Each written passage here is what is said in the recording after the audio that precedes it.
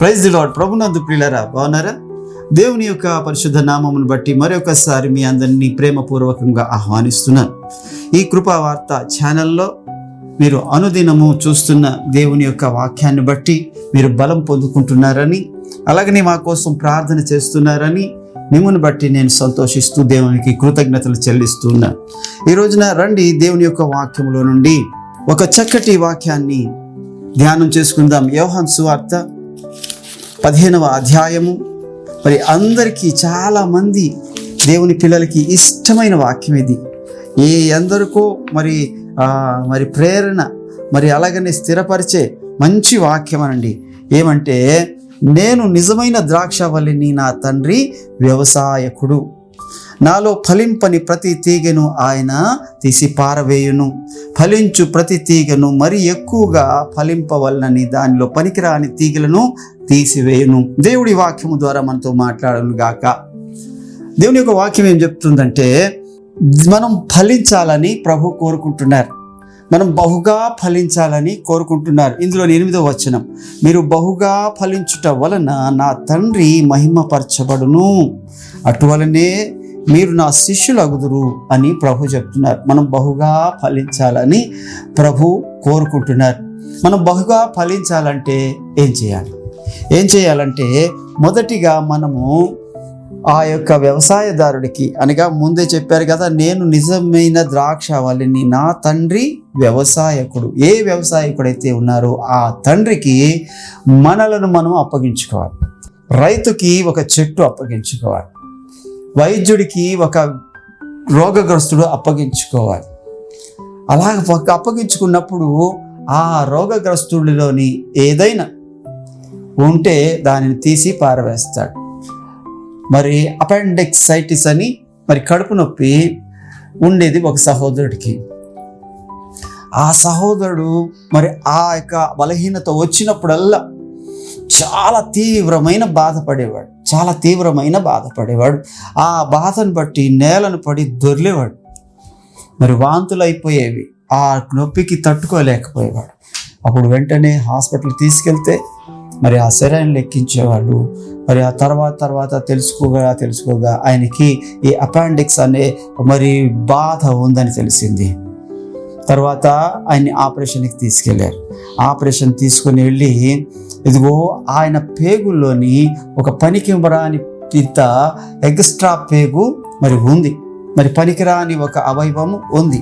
దానిని ఏం చేశారంటే ఆయనలోని దాన్ని కోసి తీసి పారవేశారు. ఎప్పుడైతే పారవేశారో అప్పటి నుంచి ఆ బలహీనత రావడం మానేసింది. ఫలింపని ప్రతి తీగను ఆయన మనలో నుంచి తీసి పారవేస్తారని, ఇగో నాలో ఫలింపని ప్రతి తీగను ఆయన తీసి పారవేయును. ఫలించు ప్రతి తీగను మరి ఎక్కువగా ఫలింపవలనని దానిలో పనికిరాని తీగలను తీసివేయును. మనం ఇంకా ఆరోగ్యంగా ఉండాలంటే, ఇంకా బాగా ఉండాలంటే ఆయన ఏం చేస్తారంటే, మనలోని ఏదైతే బలహీనతలు ఉన్నాయో, ఏదైతే పాపములు ఉన్నాయో, ఏదైతే లోపములు ఉన్నాయో వాటన్నిటినీ వాక్యము ద్వారా తీసి పారవేస్తారంట. ఈ రోజున నీవు ఒక వైద్యుడికి, ఒక వ్యాధిగ్రస్తుడు ఎలాగైతే సంపూర్ణంగా ఆయన ఆపరేషన్ చేస్తాడా, ఇంజెక్షన్ వేస్తాడా, టాబ్లెట్లు వేస్తాడా, మరి ఏం చేస్తాడో అది మనకు అనవసరం. ఎప్పుడైతే మనం ఆయనకి అప్పగించుకుంటామో ఆ వైద్యుడు ఏం చేస్తాడంటే మంచి వైద్యం చేసి ఆ వ్యాధిగ్రస్తుడిని ఆరోగ్యవంతుడిగా మారుస్తాడు. అలాగనే ఇక్కడ ఈ ద్రాక్షవల్లి ఏం చేయాలంటే, ద్రాక్షవల్లిలోని కొమ్మలు ఉన్నాయే, ఈ ద్రాక్షవల్లి యేసు ప్రభువు, మరి ఆయనలోనున్న కొమ్ములు ఉన్నాయే అవి తండ్రికి అప్పగించుకోవాలంట. పనికిరాని వాటిని, నీలోని ఏదైతే పనికి రాకుండా ఉన్నాయో వాటన్నిటిని తీసి పారవేస్తాడంట. ఇంకా నీలోని బాగా ఫలింపు రావడానికి ఏదైతే నీలో లోపాలు ఉన్నాయో వాటన్నిటిని తీసివేస్తాడంట. ఈ రోజున దేవునికి నువ్వు అప్పగించుకుంటున్నావా? అప్పగించుకున్నప్పుడు ఆయన నిన్ను ఒక మంచి తీరైన స్థితిలోకి తీసుకొస్తాడు. ఒకప్పుడు నువ్వు భయంకరుడివే. నాకు తెలిసిన ఒక యవనస్తుడు ఉన్నాడు. ఆ యవనస్తుడు చాలా అంటే ఎంత లోతుగా చెప్పొచ్చు అంత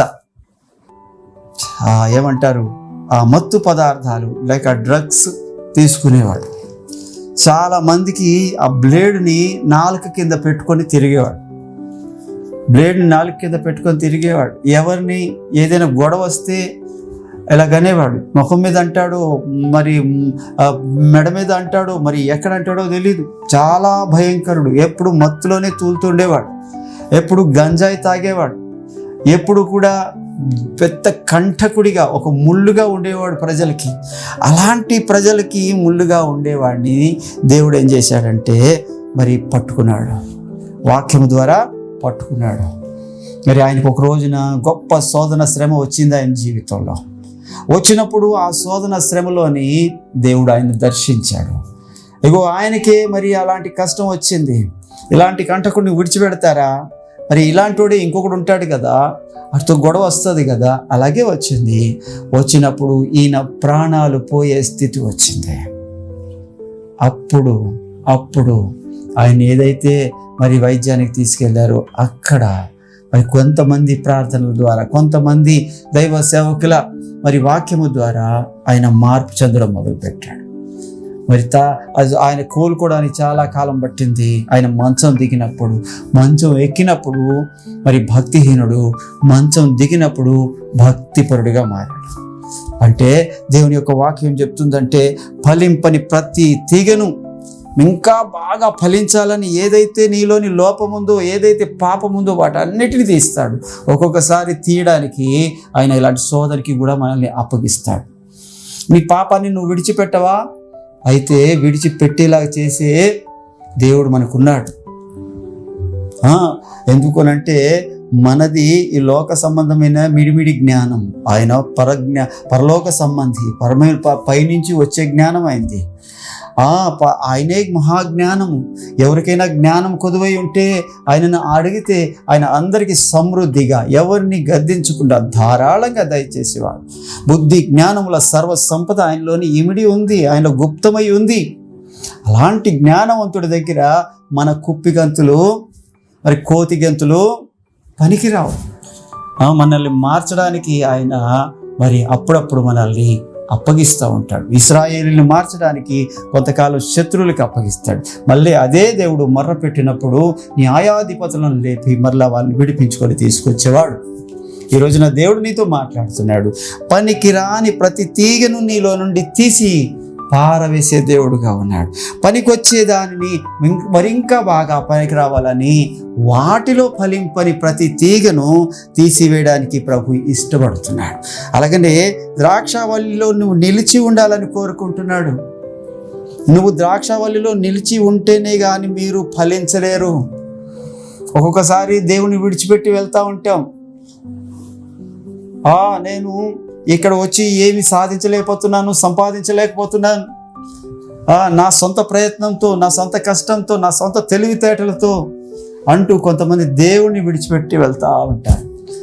అందగా వెళ్ళినోళ్ళలోని తప్పిపోయిన కుమారుడు ఒకడు ఉన్నాడు. నానా నీ దగ్గర నువ్వు ఒక పెద్ద తలనొప్పి నానా, బ్రతకడం రాదు నానా, సంపాదించడం రాదు నానా, నీకేమీ తెలియదు నానా అని అన్నాడంట ఆ కుమారుడు. అని నా ఆస్తి నాకు ఇచ్చే, నేను వెళ్ళిపోతాను అన్నాడంట. తండ్రి, ప్రేమ కలిగిన తండ్రి బ్రతుకులాడాడు. వద్దురా, పాడైపోతావురా, లోకంలోకి వెళ్ళొద్దురా, చెడ్డ స్నేహాలు వద్దురా అని చెప్పుంటాడేమో. అయినా సరే ఆ యొక్క ఆస్తిని ఏదైతే ఉన్నదో మరి పంచి ఇచ్చాడంట. ఇస్తే అది తీసుకొని లోకంలోకి వెళ్ళాడు. ఆ లోకంలోని ఆస్తితో వచ్చినప్పుడు చెడ్డ స్నేహితులు, దుష్ట సాంగత్యము మంచి నడవడిని చెరుపును అని దేవుని యొక్క వాక్యము. మరి ఎప్పుడైతే దుష్టులతో సహవాసం చేశాడు, వేశ్యలతో సహవాసం చేశాడు, తాగుబోతులతో సహవాసం చేశాడు, డబ్బు ఉన్నంత వరకు నీ చుట్టూ మనుషులు ఉంటారు. గుర్తుపెట్టుకో, డబ్బు అయిపోతే నిర్దాక్ష్యంగా నిన్ను విడిచిపెట్టి వెళ్ళిపోతారు. డబ్బు నీ దగ్గర లేకపోతే, ధనం నీ దగ్గర లేకపోతే నిన్ను పలకరించను కూడా పలకరించరు. ఎక్కడ అప్పు అడుగుతావోనని. నీ దగ్గర డబ్బులుంటే నిన్ను పొగిడేవాళ్ళు నీ చుట్టే ఉంటారు. నువ్వు మహానుభావుడు అని, నువ్వు మంచోడు అని, నువ్వు అలాంటోడు అని, నువ్వు ఇలాంటోడు అని తెగిడేవాళ్ళు, పొగిడేవాళ్ళు అందరు నీ చుట్టే ఉంటారు. ఈ రోజున మరి అలాంటి స్థితిలో ఆ తప్పిపోయిన కుమారుడు అందరి దగ్గర మరి చాలా ఎంజాయ్ చేశాడు. మరి ఒకానొక దినమున తన చివరి రూపాయి వరకు ఖర్చు పెట్టేశాడు. ఇప్పుడు ఎవరూ దొరకట్లేదు, ఎవరు కనిపించట్లేదు. కొంతకాలం శరీరంలో ఉన్న బలాన్ని బట్టి ఆకలిని తట్టుకున్నాడు. ఆకలి వేస్తుంది, పనులు వెతుకుతున్నాడు, పని వెతుకుతున్నాడు. ఎక్కడ పనులు దొరకట్లేదు, పని దొరకట్లేదు. చివరికి ఒక పందులు మేపుకునేవాడి దగ్గర పని దొరికింది. దేవుడు నీకు బుద్ధి చెప్తాడు. డబ్బులు నీ దగ్గర ఉన్నప్పుడు దాని విలువ తెలుసుకోకపోతే, దేవుడిచ్చిన దీవెనను, దేవుడిచ్చిన సంపాదనను దానిని దాచిపెట్టి మూసిపెట్టి అవసరమైన మంచి ఖర్చులకి, నీ పిల్లల భవిష్యత్తు కోసము, కొంతమంది దీనులకు అనాథలకు చేయి చాపడం కోసము, దేవుని మందిరానికి మరి ఒక సపోర్ట్గా, దేవుని సేవకుడికి ఒక ఆదరణగా నిలబడడం కోసం దేవుడు నీకు దీవెనలు ఇస్తాడు. దేవుడు నిన్ను ధనవంతుడిగా ఉంచుతాడని తిమోతి పత్రికలోని 6వ అధ్యాయంలో రాసింది. ముందుకి మంచి పునాది వేసుకోవడానికి దేవుడు నిన్ను ధనవంతుడిగా ఉంచుతాడు. నీ ధనంలో కొంతమందికి సహాయం చేయగలిగిన వాడిగా నిన్ను ఉంచుతాడు. ధనం ఇవ్వడం దేవునికి ఇష్టం, నిన్ను ధనవంతుడిగా ఉంచడం దేవునికి ఇష్టం. మరి దీనుడిగాను, పేదవాడిగాను, ఎవరో ఇస్తారని చూసి వాళ్ళ చేతుల వైపు చూసేవాడిగాను ఉంచడం దేవునికి ఇష్టం కాదు. కానీ ఆ ఇచ్చిన ఆశీర్వాదాన్ని జలసాల కోసమో, ఖర్చుల కోసమో, పిచ్చి స్నేహాల కోసమో నువ్వు ఖర్చు పెడితే దాని విలువ తెలిసేలా కూడా చేస్తాడు దేవుడు. ఇక్కడ అదే జరుగుతుంది. ఎప్పుడైతే ఆ సంగతి ఆయనకి అర్థమైందో, ఆ పందుల పొట్టు దగ్గర మరి ఆ యొక్క పనిలోని, ఆ పందులు మేపే పనిలోని, మరి ఆ పందుల మేపరి దగ్గర పనికి కుదిరాడు. ఆకలి ఎంత వేస్తుందంటే పందికి పెట్టాల్సిన పొట్టుని కూడా తినడానికి వెనకాడలేదంటండి. అప్పుడు కళ్ళలో గిరగలా నీళ్ళు వచ్చేసినాయి. ఏడుస్తున్నాడు అక్కడే కూర్చొని ఆ పొట్టు దగ్గరే. అయ్యో, మా నాన్నగారింటి దగ్గర ఎంతమందికి ఆహారం ఉంది, ఒకప్పుడు నా దర్జా ఏంటి, నా రాజరికం ఏంటి, నా పరిస్థితి ఏంటి అని అక్కడ బుద్ధి వచ్చిందంటండి. బుద్ధి. నువ్వు తండ్రితోని కలిసి ఉంటేనే ఫలిస్తావు, పచ్చగా ఉంటావు. తండ్రి నుంచి దూరం అయిపోతే ఇలాంటి పరిస్థితులే ఉంటాయి. ఈ రోజున దేవుని వాక్యం చెప్తుంది, ఇగో తీగ ద్రాక్షావళిలో నిలిచి ఉంటేనే గాని ఫలించదు, మీరు ఫలించరు. నేను ఎవని యందు ఉందునో వాడు బహుగా ఫలించును. నీళ్ళలో చేప ఉంటేనే బ్రతుకుతుందండి. చెట్టు వేర్లు నేలలో ఉంటేనే బ్రతుకుతుందండి. నువ్వు దేవునిలో ఉంటేనే బ్రతుకుతావు, దేవునితో ఉంటేనే ఫలిస్తావు, దేవునితో ఉంటేనే చిగురిస్తావు, దేవునితో ఉంటేనే బహుగా ఆశీర్వదించబడతావు. దేవుడు నిన్ను పైవాడిగా ఉంచుతాడు, కిందివాడిగా ఉంచడు. దేవుడు నిన్ను తలగా ఉంచుతాడు, తోకగా ఉంచడు. దేవుడు నిన్ను బయటికి వెళ్ళినప్పుడు దీవిస్తాడు, లోపలికి వచ్చినప్పుడు దీవిస్తాడు. దేవుడు నిన్ను ప్రతి విషయంలో నువ్వు చేసే ప్రతి ప్రయత్నాన్ని సఫలం చేసి దీవిస్తాడు. ఎప్పుడు నువ్వు ఆయనలో ఉంటే. అంటాడు, నీకు మీకు ఏది ఇష్టమో అడుగుడి, అది మీకు ఇవ్వబడును అంటాడు. అక్కడే ఆ యోహాను సువార్త 10వ అధ్యాయంలో 15వ అధ్యాయంలోనే 6వ వచనంలో అనుకుంటాను, మీకు ఏది ఇష్టమో అడగండి. నాలో నిల్చున్నారు కదా, నాతో ఉన్నారు కదా, నా మాటలు మీలో ఉన్నాయి కదా, మీకు ఏది ఇష్టమో అడగండి. అలాగా అడిగినప్పుడు ఏమడుగుతాం? ఆయనతో సహవాసం చేస్తున్నారు, ఏమడుగుతాం? ఆయన చిత్తానుసారమైనవి అడుగుతాం, లోకానుసారమైనవి అడగం.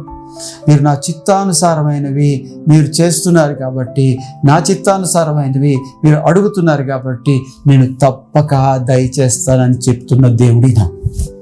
ఈ రోజున దేవుడు నీతో మాట్లాడుతున్న మాట ఏంటంటే, ప్రియ సహోదరుడా, నువ్వు ఫలించాలి. నీ ఫలింపు వల్ల దేవునికి మహిమ రావాలి. మీరు బహుగా ఫలించుట వలన నా తండ్రి నామము మహిమపరచబడుతుంది. ఇదిగో మరి 15వ అధ్యాయం 6వ వచనం, ఎవడైనా నా యందు నిలిచి ఉండని ఎడల వాడు తీగవలే బయట పారవేయబడి ఎండిపోవును. నువ్వు దేవునిలో ఉండనంటావా? దేవునితో ఉండనంటావా? బయటికి వెళ్ళిపోతానంటావా? నీ ఇష్టం. అయితే దేవుని వాక్యం చెప్తుంది, వాడు తీగ వలె బయట పారవేయబడి ఎండిపోతాడు. ఎండిపోయిన కొమ్మలు, ఎండిపోయిన పొలలు ఎక్కడేస్తారో మీకు తెలుసు కదా. ఎక్కడేస్తారు? అగ్నిలో, మంటలో పడేస్తారు. ఇదిగో ఒక సహోదరి ఉంది, ఆమె పేరు నయోమి.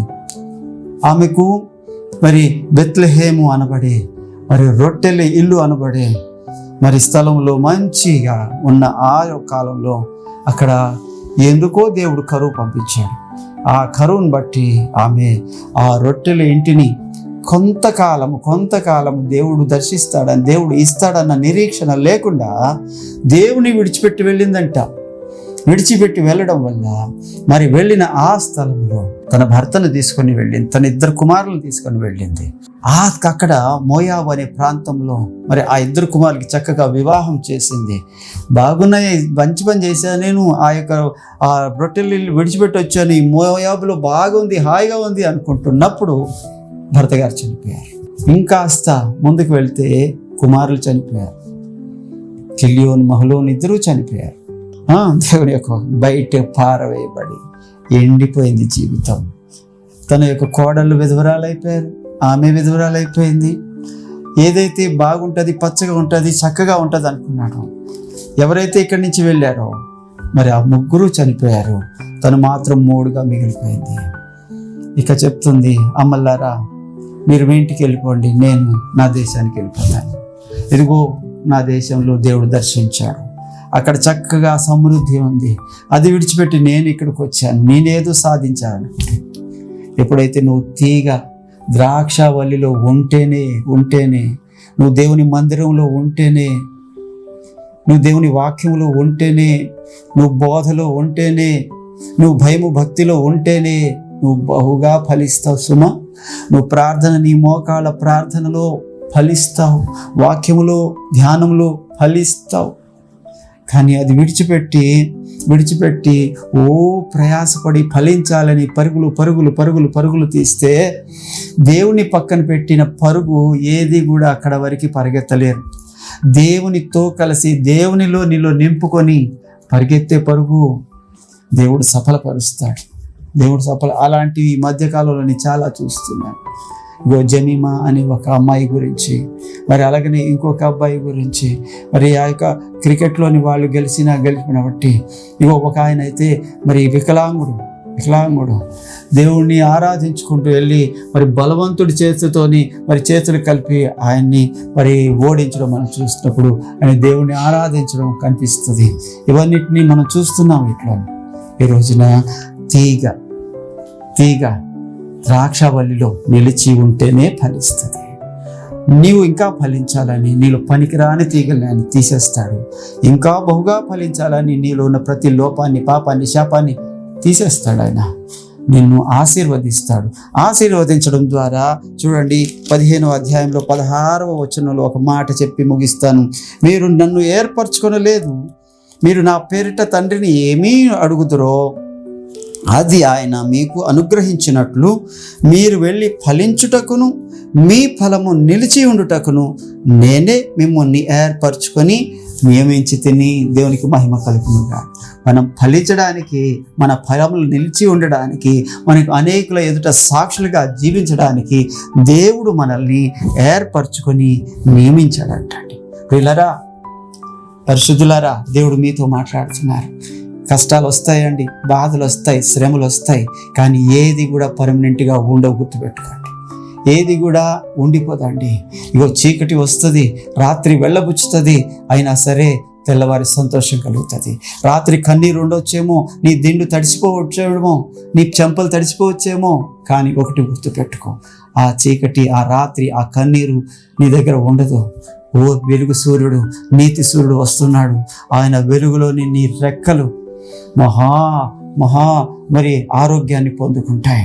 నీతి సూర్యుని వెలుగుల్లోని నువ్వు గంతులు వేస్తావు, కొవ్విన దూడవలి గంతులు వేస్తావు. అది ఎప్పుడు కూడా స్థిరం కాదు. గుర్తుపెట్టుకో. దేవుడి వాక్యము మన వెనుకడిలో దీవించును గాక. Praise the lord. ప్రార్థన చేసుకుందాం.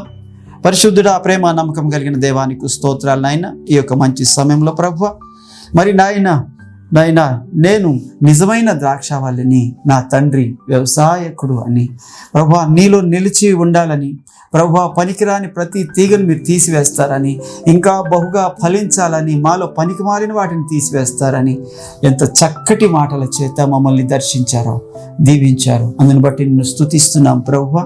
మరి ఎవరైనా కష్టంలో ఉంటే, బాధలో ఉంటే, చీకట్లో ఉంటే వారు బహుగా ఫలించే స్థాయికి వెళ్ళడానికి సహాయం చేయండి. లోకం వైపు కాకుండా నీ వైపే, విశ్వాసమునకు కర్తయు దానిని కొనసాగించేవాడైన నీ వైపు చూసి తమ ఎదుట ఉంచబడిన పరుగు పందెములు ఓపికతో పరిగెత్తడానికి వారికి సహాయం చేయమని నజరేయుడైన యేసు నామములో అడుగుతున్నాను తండ్రి, ఆమేన్. ప్రైజ్ ది లార్డ్ అండి. వందనాలు. మంచిది ప్రియులారా, మా ఈ కృపావార్త ఛానల్ని సబ్స్క్రైబ్ చేసుకోండి. మరి ఈ యొక్క వాక్యాన్ని లైక్ చేయండి, షేర్ చేయండి. మరి మీ యొక్క అమూల్యమైన కామెంట్లను మాకు తెలియచేయవలసిందిగా ప్రభు పేరిట మనవి చేస్తున్నాను. దేవుడు మిమ్మల్ని దీవించును గాక. ఆమేన్.